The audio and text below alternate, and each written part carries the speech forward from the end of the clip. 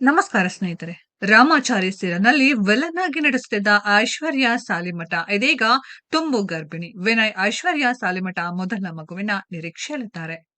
ಐಶ್ವರ್ಯ Salimath pregnancy ಫೋಟೋಗಳು ಎಲ್ಲಿದೆ ನೋಡಿ. ರಾಮಾಚಾರಿ ಸೀರಿಯಲ್‌ನಲ್ಲಿ ವಿಲನ್ ವೈಶಾಖ ಪಾತ್ರದಲ್ಲಿ ನಟಿಸುತ್ತಿದ್ದವರು ಐಶ್ವರ್ಯ ಸಾಲಿಮಠ. ಚಾರುಲತಾ ರಾಮಾಚಾರಿಗೆ ಸದಾ ಕೇಡು ಬಯಸುತ್ತಿದ್ದವಳು ವೈಶಾಖ.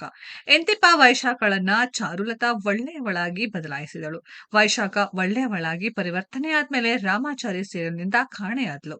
ರಾಮಾಚಾರಿ ಸೀರಿಯಲ್‌ನಲ್ಲಿ ವೈಶಾಖ ಯಾಕೆ ಕಾಣಿಸ್ತಿಲ್ಲ ಎಂಬ ಪ್ರಶ್ನೆ ವೀಕ್ಷಕರಿಗೆ ಇದ್ದೇ ಇತ್ತು. ಆ ಪ್ರಶ್ನೆಗೆ ಇದೀಗ ಉತ್ತರ ಸಿಕ್ಕಿದೆ.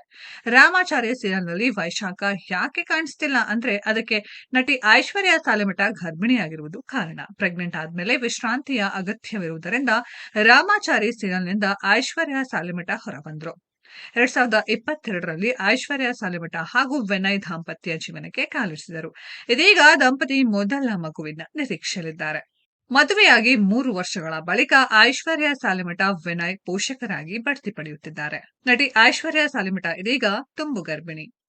ವಿನಯ್ ಸಹ ನಟ. ಕನ್ನಡತಿ ಮುಂತಾದ ಸೀರಿಯಲ್ಗಳಲ್ಲಿ ವಿನಯ್ ಅಭಿನಯಿಸಿದ್ದಾರೆ. ಅಗ್ನಿಸಾಕ್ಷಿ, ರಾಮಾಚಾರಿ ಮುಂತಾದ ಸೀರಿಯಲ್ಗಳಲ್ಲಿ ಐಶ್ವರ್ಯ ಸಾಲಿಮಠ ನಟಿಸಿದ್ದಾರೆ. ಅಂದಹಾಗೆ ರಾಜಾರಾಣಿ ರಿಯಾಲಿಟಿ ಶೋನಲ್ಲಿ ಐಶ್ವರ್ಯ ಸಾಲಿಮಠ ವಿನಯ್ ದಂಪತಿ ಸ್ಪರ್ಧಿಸಿದ್ದರು.